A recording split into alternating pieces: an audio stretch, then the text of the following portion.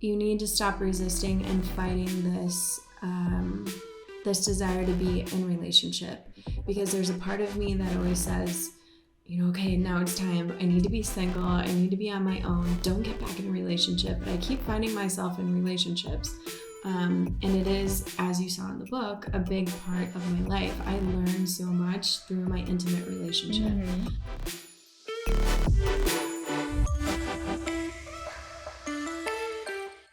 Welcome back to Open Late Podcast. I'm your host, Jessica Esfandiary, and today I have with me in person Lana Shay. She is the author of Erotic Hustle, which is this incredible book that I have devoured over the weekend.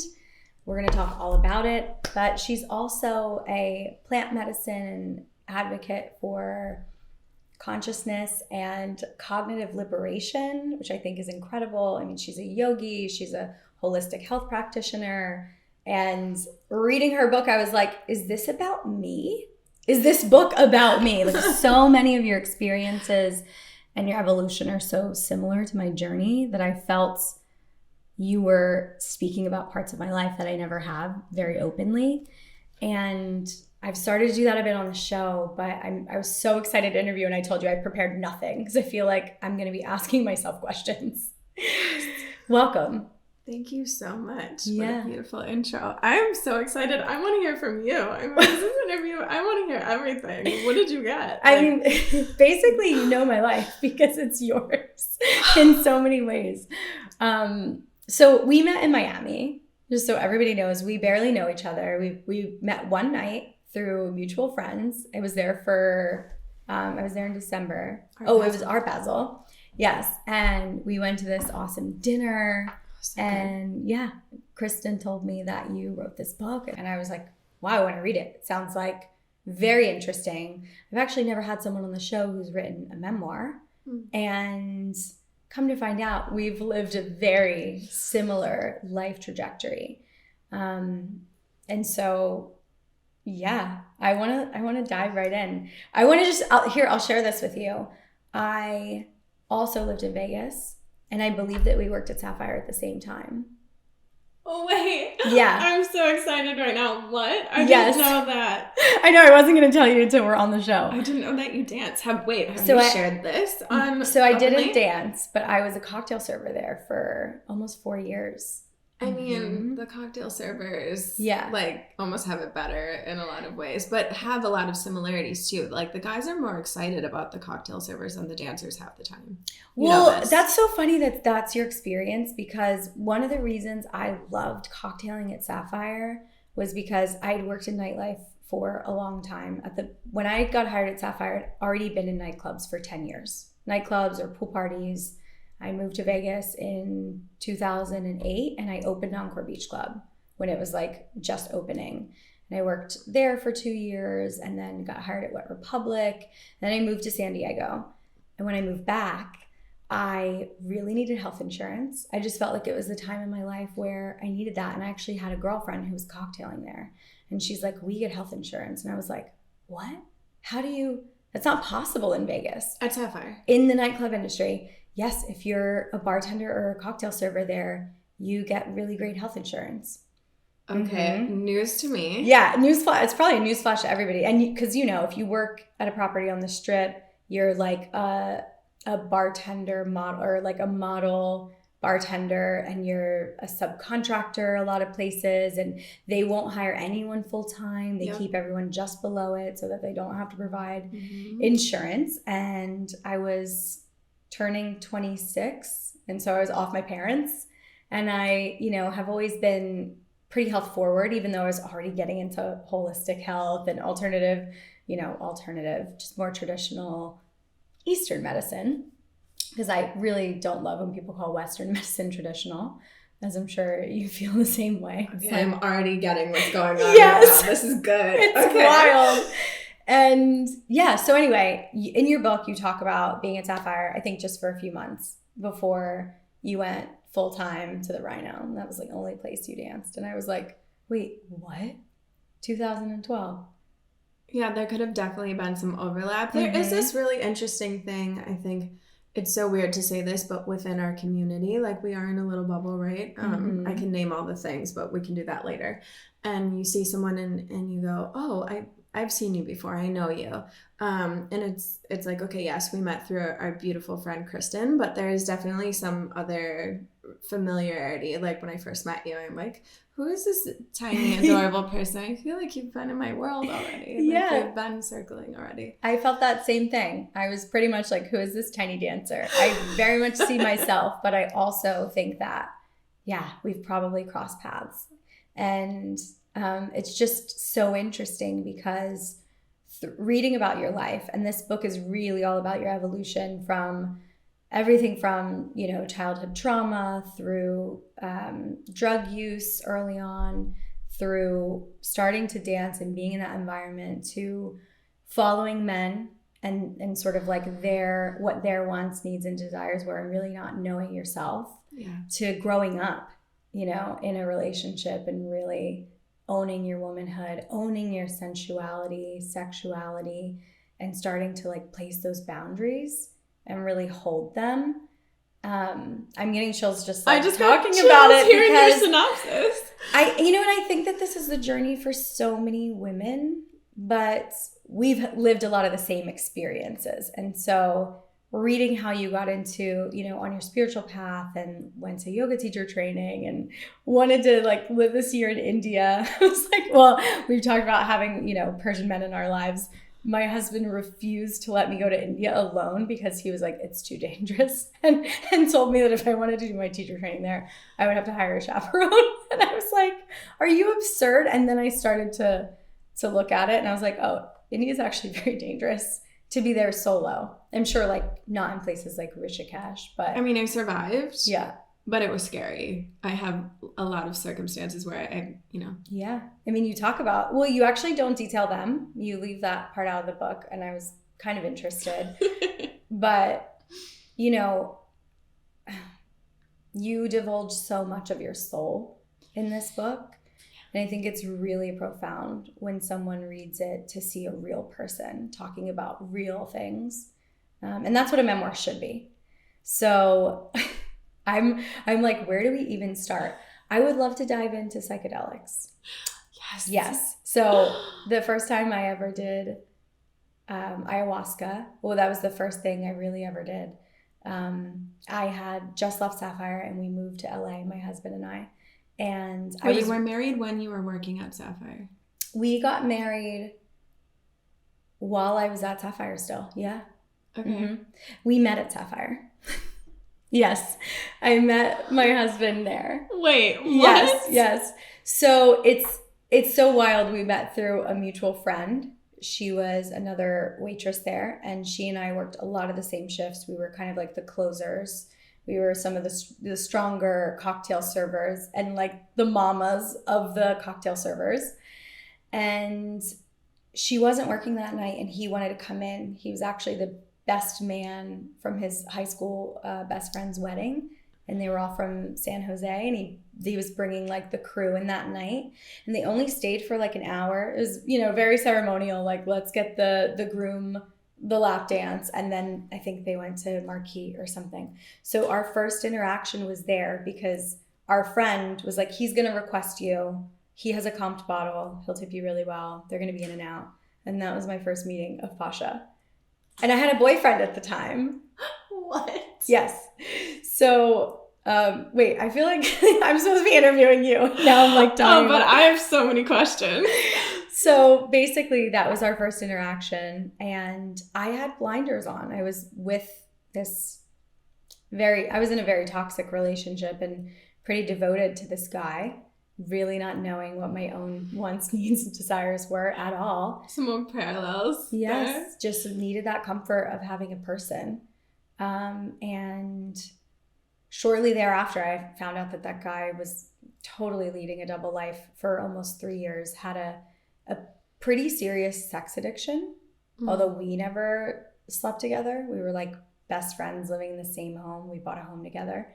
And I found all of these homemade videos on his computer. I snooped because I was like, something's got to give. You felt it. Yeah, like we had tried therapy, and then they thought he had a hormone imbalance, and he was like taking testosterone, and like nothing was changing. And I was like trying to reignite that fire and his confidence. And I even was like, maybe like, do you want to have a threesome with like one of my friends, which I'd never done. And I hadn't even like stepped into, you know, the whole non-monogamy yet.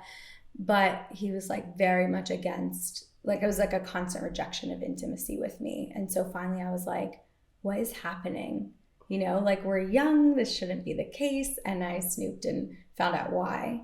He was just constantly depleted because he would really get off on like the secrecy and had so much shame. And he had been doing it for a very long time, like in every relationship since his teenage years. So it was like very heartbreaking because I was so relieved when I found it because it felt like a good reason to leave, which like, is wild. I get it. I'm out. Yeah. Yeah. Even though I was so unhappy, like that wasn't a good enough reason to leave this relationship, because he was going through something really hard. And like, we didn't do that. We didn't leave people when they were going through something because we wanted to save everybody. And reading your book, I was like, wow, this is so me, staying in these relationships and just thinking that I can save all these men. Chills right now. I'm like, okay, I get it. Yes. So, okay, but I want to talk about you a little bit. You are talking about me. Yes. Okay. You're kind of right. I mean, now I know because I've read the book. And so I'm going to ask you a bunch of questions, I think, that I already know kind of the answers to, but for people to get to know you and hear your story. Now that you're on the other side of it and you're like, I don't know you well, but I'm 10 pages away from 10 pages away from finishing this book. And I know that you're living like a very empowered, confident life. But you're always questioning yourself and wanting to evolve. At what point did you have the shift? Like, was there a moment where you were like, wow, I can't save anyone, really. I can express myself and hope that gives levity, joy, peace, connection to people in the world. But I'm not going to be able to save somebody that doesn't want to save themselves. Well, that's a huge question. I like it. Yeah. Wow. Or was it an evolution? Just dive in. I think there was a pivotal moment, and that was being in the relationship with the guy that I was with in Costa Rica, which I don't know if you got to that part in the book or not. I met somebody after my 11-year marriage, right after, and moved to Costa Rica and lived with him. He was from Costa Rica. And I have just now come to find, this is another piece of this that I have to mention, just now come to find after working with so many psychics and therapists and, you know, all these people in that realm and quantum healers, whatever you want to call them, just people that are like, okay, I can see things about you. I'm like, all right, tell me. And they said, you know, you need to stop resisting and fighting this desire to be in relationship, because there's a part of me that always says, you know, okay, now it's time. I need to be single. I need to be on my own. Don't get back in a relationship. But I keep finding myself in relationships. And it is, as you saw in the book, a big part of my life. I learned so much through my intimate relationship, as we all can and all do. But should you choose to take that path, it's just another way that we've chosen to educate ourselves, right? That's our school of life. So I really learned in relationship. I was with this guy in Costa Rica, and I was so madly in love with him, and it was more about what was going on, you know, the alchemy within myself. Now that I found that it was me loving him, it was like a mirror for me, as all relationships are.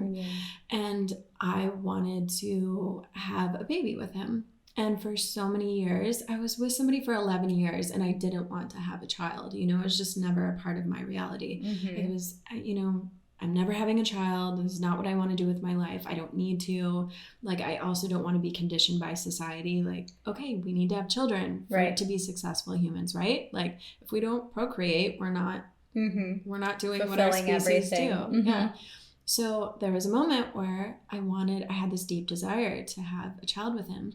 And I realized it was simply because I wanted to heal him. I wanted him to feel so deeply loved that someone wanted him to continue, his legacy to continue, his, I wanted him to keep existing in the world after he was gone through his child.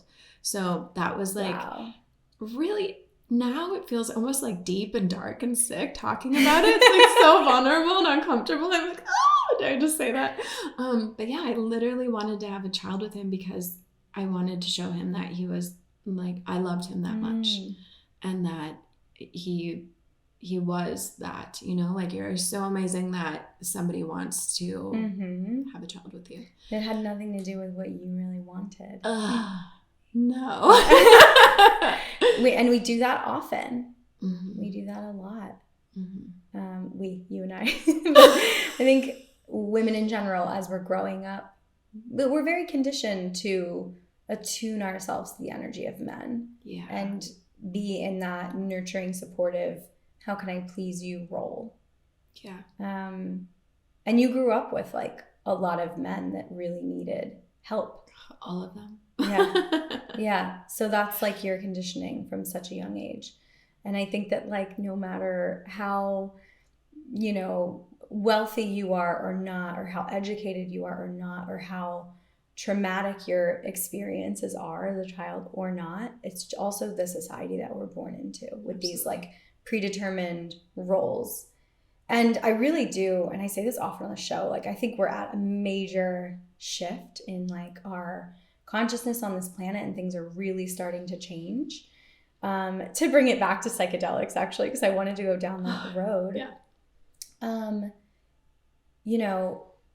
There's so much great work being done.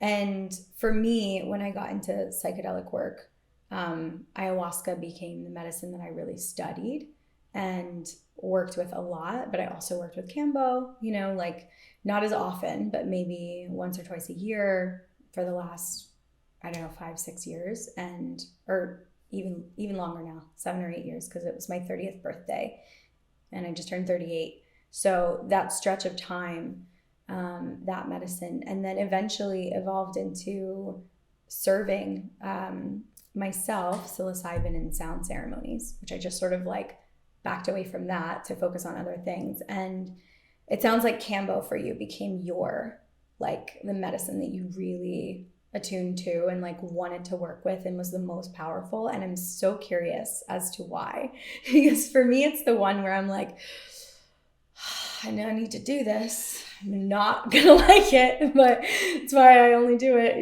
once a year or twice a year max.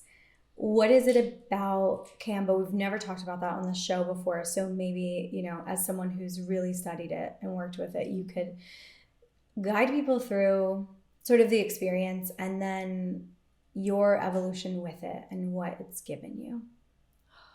It's so exciting. There's so much to unpack here. And again, I have questions for you. Did you say that ayahuasca was the first medicine that you worked with? The first psychedelic entheogen that you worked with? So it was the first plant medicine that I ever worked with in a ceremonial space. Okay. I started my journey with psychedelics at a pretty late time. I think I was 29 the first time I went to Burning Man.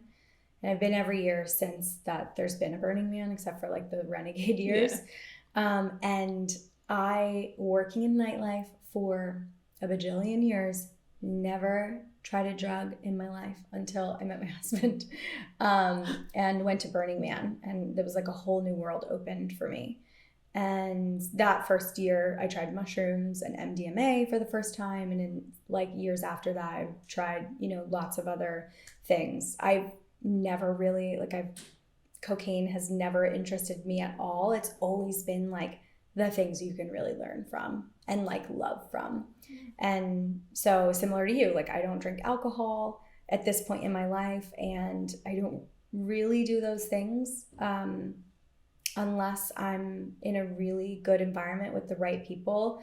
And, of course I love to go to a great rave every now and then, but it's mostly like these cozy, intimate spaces and parties with like the closest friends with a lot of intention. And so I think I had maybe been to Burning Man only once or maybe twice before my first ayahuasca journey. So there wasn't a lot of dabbling.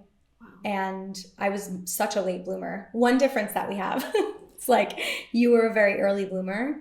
And in some ways, I'm really grateful that I waited till I was at a place where I'd already started my yoga journey and all of those things.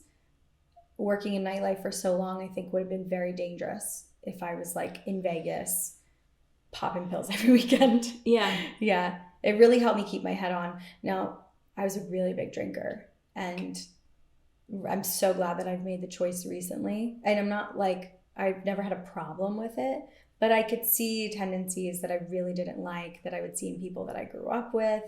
And I'm like, and alcoholism runs in my family. So let's just like take a step back from that. Good for you. Yeah.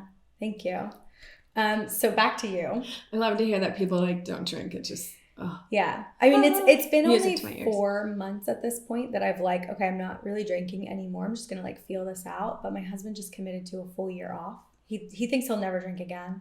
And I'm like, I don't know. I maybe like want to, but it was just my birthday and I had zero desire. It didn't even cross my mind. Yeah. It's pretty great. And there are a lot of other great things that I did. So yeah, exactly. Yeah. Good for Okay. you. Okay. Yeah, psychedelics. I'm gonna stop talking. No, it's beautiful. This is really important. Like how people come to this point where it's like, okay, I'm done with the alcohol, and combo is really great for that. So it does. We're going full circle there. For me, I am constantly looking for new remedies, new medicines, new solutions. I grew up with a very unwell family. My grandmother had 7 heart attacks, and she was the first woman in our little area of the world to have open heart surgery. Like that's what I came from, and tons of pharmaceuticals were just in my field all the time as a child. So I didn't want to live that existence. So I've always been really curious about holistic living and natural remedies. And so when I found Combo, I was so excited because it's been proven to be the world's most powerful antibiotic. And it really does work. It's like, I like to say that it's like flipping the on switch to your internal pharmacy. And we all have everything we need inside of us. I truly believe that, to heal. Like our bodies want to heal. Our bodies want to thrive. They want to survive. They want to live. Yeah. So sometimes they need a little bit of support, but you know, in essence, like we're here to thrive. So Combo's really supportive for that. And I am crazy about parasites. I don't know how I got on this kick, but maybe my mom, when I was really young, giving me herbs like, oh my God, grandma took you to McDonald's again. Like you have to take these Chinese herbs because you have parasites. I'm like 5 years old. Thank God though that she was so neurotic, because, you know, it set me on my journey. And so I went to Thailand and a bunch of places in Southeast Asia. I've been like wherever, all over the world that I could pick up anything for as long as I can remember. So I got back from one of these destinations, I think it was Thailand, and I was thinking, okay, I definitely have parasites right now. I can tell when something's off. I was feeling foggy, so I came to Combo for that. I thought Combo could help relieve the symptoms and get rid of the parasites. Little did I know that was not what I was coming to Combo for, because it's not what happened. It can't actually just rid you of parasites. You need to do a parasite protocol and do other things. Not to say that's impossible. I don't want to deter anyone from trying Combo because they think they have parasites. Go ahead if you think that'll help, because it's great for everything. It was actually the sixth session I had with Combo where things really shifted, and I literally relived an abortion that I had. I've had one surgical abortion when I was 21, 22, and it was, I shit you not, like the entire process of the abortion, once the surgery was complete, like all the feelings I felt and the way that my body was moving, and then everything, there was blood everywhere. Like I literally lived the whole thing. Yeah. Over again. And I had been having debilitating menstrual cramps for, maybe a decade every month, and thinking, you know, like, this is not normal. This is not, I'm so healthy. All I care about is my health. And I'm, you know, and how am I preaching to people holistic living and all of this? And I have to down a bottle of Advil every month. I feel like such a fake. Yeah. You talk about this in your book. And that's why I'm so inspired, because it's so real. You're like, here I am, all my flaws. Yeah. I can believe this. And I also do this. It was so uncomfortable to admit, you know, like like holistic and give me a bottle of Advil, I'm dying. Like there was one night where I asked my ex-husband, like, can you find me heroin? Can you find me morphine? Something like I'm like shaking and sweating. I can't handle this pain anymore. Wow. He didn't actually get it for me, but I'm saying I got to that point, and it feels really uncomfortable to say that I asked for that, but I was there. So I relived that abortion not only once, but 4 times in a row. I think maybe it was even 5, receiving combo. And this was at the point that I wanted to become a practitioner. So I went to the training, and my teacher, she's incredible. She said, you know, I love you, but you have to leave the training, go do your work. You have to figure out what's going on with you. I can't give you a certification to serve combo if you're going to lay on the floor and die, you know, every time you receive it for 2 hours during this training. Like we have to get this training on the road, and you're like dying. Yeah. So it was like crippling for me, but I had to leave the training. The 2 days before I was going to get certified, I left. Wow. And then I had to go on this whole journey and figure out what was going on with my body. And that's a whole nother, we won't go deep into that, but the point was combo set me on this trajectory and actually got me there. And at some point I stopped having the cramps. And the only major thing I was doing was receiving the combo. Wow. Of course, I started doing a lot more plant medicine work and all of that. But yeah, it kind of, I guess it saved my life in a way, because you can't live like that. Yeah. It's really powerful stuff. I mean, for people listening who've never heard of this, combo's so interesting because it's not psychoactive, really. I mean, like that's not the point of doing it. It's just a full body cleanse. Like it's a poison, essentially, that like attacks it goes into your lymphatic system and kind of helps you expel or dump anything, like down to your duct bile, your gallbladder, right? And you just essentially vomit for like 30 minutes straight and like go to the bathroom, and it's over within a couple of hours, but it's extremely uncomfortable and you're not tripping. There are no pretty visuals whatsoever. Wouldn't it be rough if you're also tripping on combo? It's like already bad enough. Yeah, that would actually probably not make it better. You're right. That would be really bad. Yeah, I guess we didn't explain what it actually is. It's frog secretion from the giant green monkey tree frog, the Philomedusa bicolor from the upper basin of the Amazon. And it's just the secretion on their back. It's their defense mechanism. But they found within the indigenous communities there that it's also, you know, beneficial for us for all kinds of things. You can go ahead and do research on your own, but it's just unreal. This like chemical cocktail of bioactive peptides and all these amazing components it has to heal the human body. It's just surreal. Yeah. I love it and I hate it. It's so a love-hate relationship. But it's really, I mean, just in my experiences alone and like my small circle that I've like brought to these medicines. I mean, I've had people who suffered migraines daily who never had a migraine again. Friends that have alleviated a lot of pain from endometriosis and things of like that nature. And yeah, just personally, like getting that reboot. Your body really builds up a lot of toxins. We live in a pretty toxic environment when you think of like all of the, you know, external environmental things, plus all the things we put in our body, on our skin, that gets absorbed, not to mention like the way that we think and the way that we speak to ourselves. So there's so much, everything from the physical to the emotional, that this can kick off in your healing journey.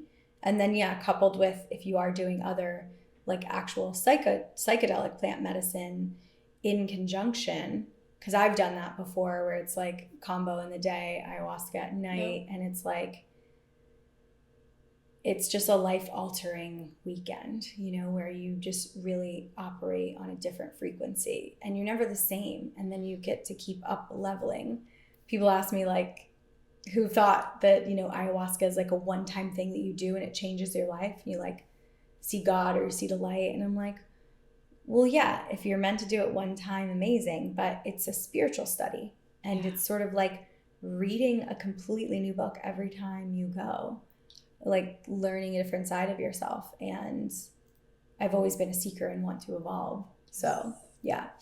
I love this conversation. This is like, we could go here for forever. Yeah, it's important too to know that combo is an option and pair that with any plant medicine studies, any plant medicine work. So many people don't realize that there's like something to do before, because it clears out the body so that we can actually, some people just drink ayahuasca and they purge the whole time and never have any visuals or anything. And that's because they didn't take that first step of maybe clearing out the system with something like combo. And like our neurotransmitters are in our gut. Like most of our gut in the US, I guess, at least, we're like so corroded. Like we need to cleanse before we take in medicine.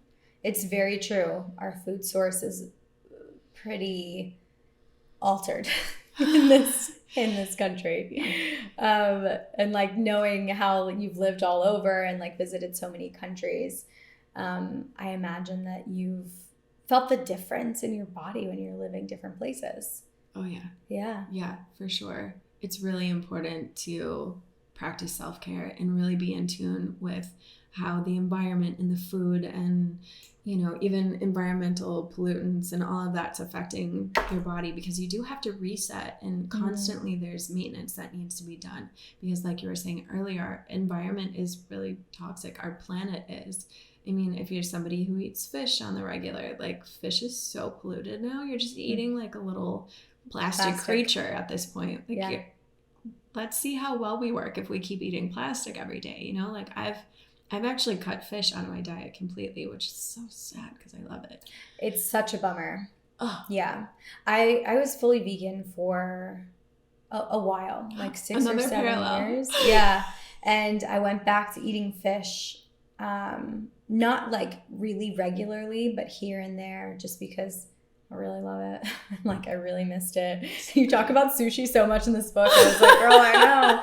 And recently I've started to really cut back a lot on it and do like a little more elimination and try to really eat just like, if I can, better sourced fish. But like there really is none. There's not. Okay, so river trout, if you're living in the right location. So when I lived in Costa Rica, I was like, yes, I could eat fish again, because the river trout wasn't too bad. It was really clean.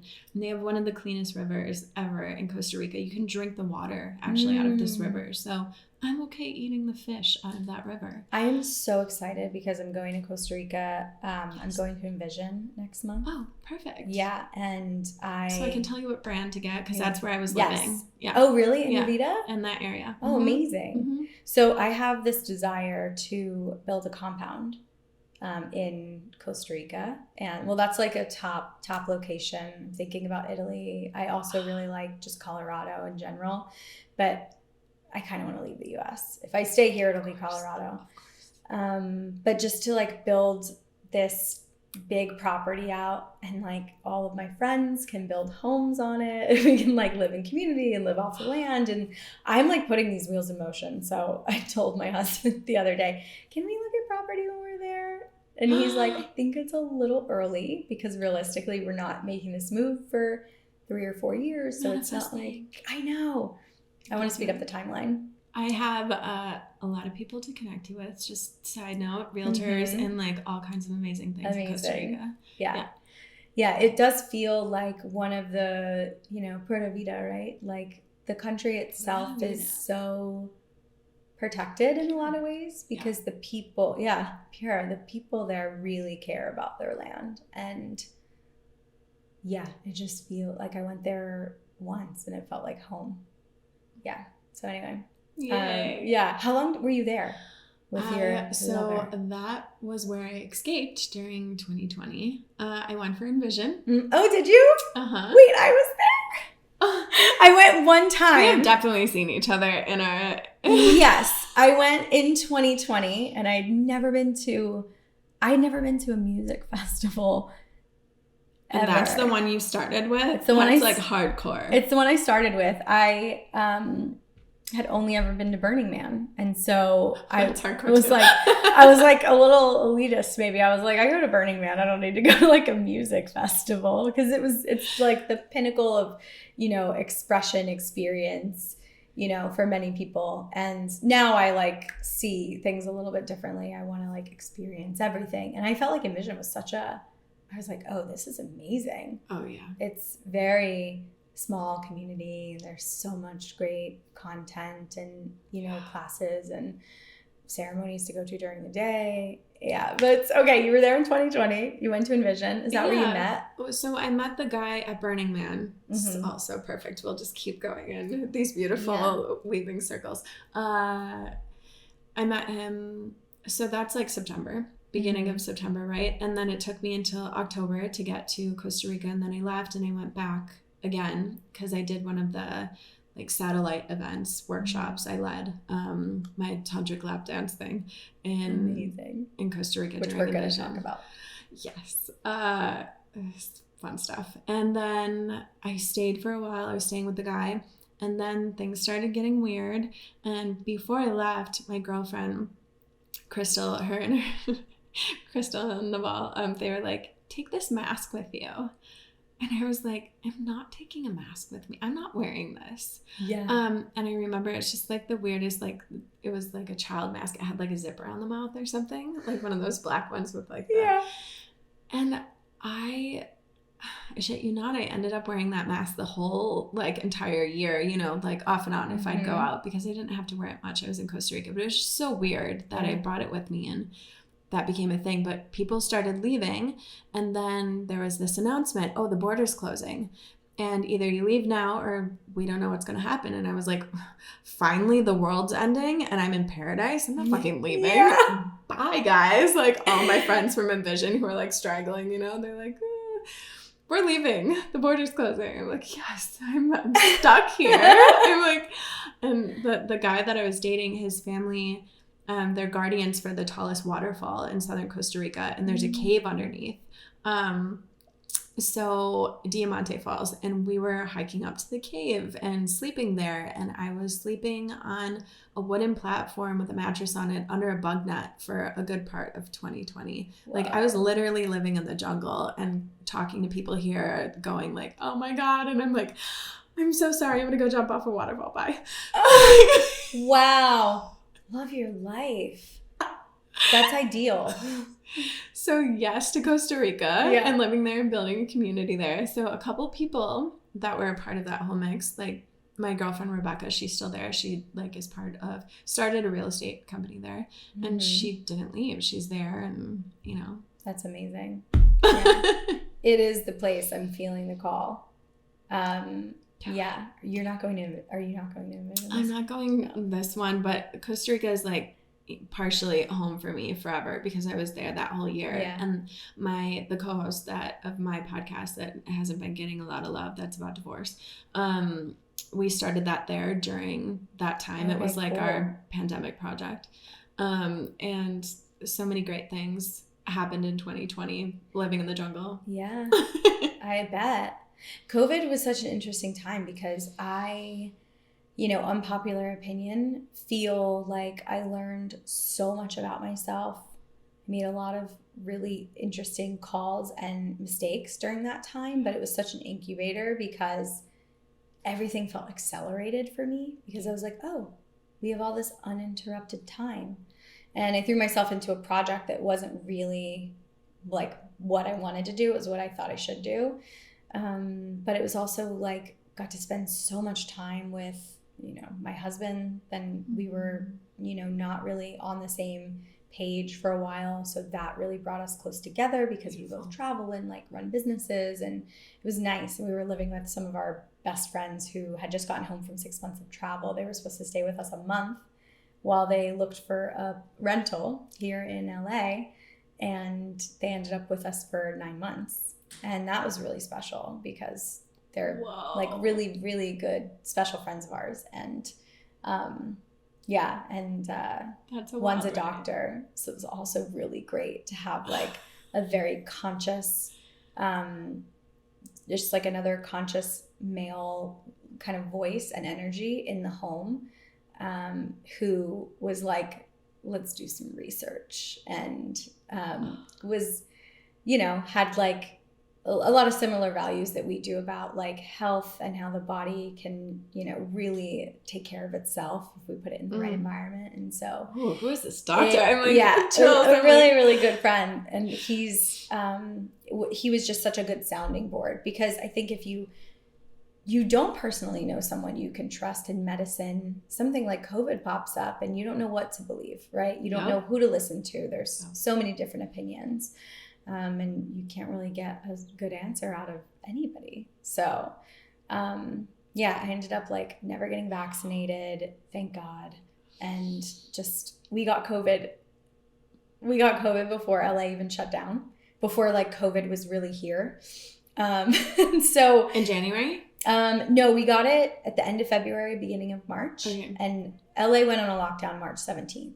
Mm-hmm. So like everything was kind of exploding in New York City and in other big cities, but it hadn't like fully traveled to the West Coast. And we had a dinner here. We were actually supposed to have a really big party, and, probably like 60, 70 people for a birthday. And we shut it down, and we were like, oh, this kind of doesn't feel right? It doesn't feel like it feels a little just think like unaware of what's happening in the world. Like whatever we believe, we probably shouldn't gather in this big of a group. And because I think they started to say groups of like 50 or less, or groups of 30 or less. So we're like, okay, let's have a dinner. So we had like, 15 of our friends over. Dinner turned into a, crazy night of like music and games and just being silly. And we woke up 4 days later and everybody had COVID. So yeah, like the whole party. And we had people fly in from New York, Tulum, San Francisco. Like friends flew in for this birthday. Oh my gosh. And we were like, who done it? Like, it was a funny thing. Like we weren't pointing fingers, but we were like, who was it that gave us COVID? Probably multiple people. Oh my gosh. Yeah. I mean, I had just gotten back from Envision pretty much. But anyway, I would love to shift into the bulk of this book, which is your experience as an exotic dancer and your evolution in that, from really moving from this girl to like real womanhood and real consciousness, and the ability to bring light into such a dark space. So, gosh, I don't even know where to begin. Wow. So much juiciness in this conversation. It was so good. I thought we should probably split it into two. So I'm going to be bringing you part 2 next week. Stay tuned, because we get into Lana's book, how she was completely sober while working in Las Vegas and for most of her career as an exotic dancer, and her dreams to help create a conscious strip club. I mean, come on, that actually sounds like my personal wet dream. She's also going to read a little bit of her book to us. So I'll see you next week for part 2. As always, if you like this episode, please just take a moment and review it on our Apple or Spotify. Leave us a comment on the YouTube videos. If you want to watch these episodes, we have everything on YouTube as well. It means so much to me to hear from you. Always check out the show notes, because we have all of our free resources there, like our quiz, our e-dictionary of all the non-monogamy terms, and so much more. If you're interested in community, check out the WhatsApp chat, Open Talks. It is a peer support space that I moderate with some really good friends, and we really just help everyone navigate their non-monogamy journey in a safe space. So I hope to see you all next week back on this episode, I hope, let's pause. I hope to see you back here next week for part 2 with Lana Shay.